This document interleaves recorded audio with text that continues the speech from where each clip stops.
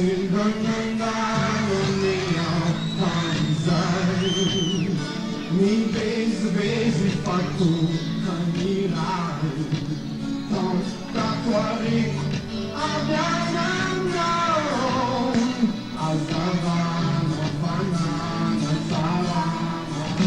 Sinanandaan yan ang kami desay Ni panununin pasusi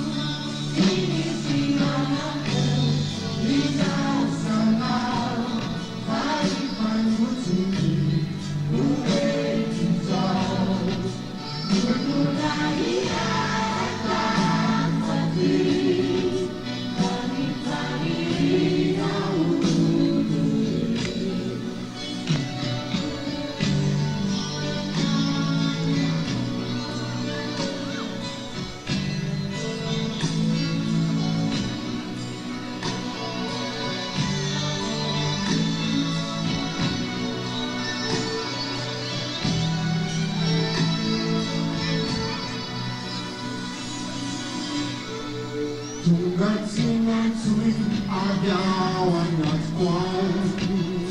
Ni seriray itapat wanon Sita kiniray pawan si kamzay Ni tamat jauh nunilay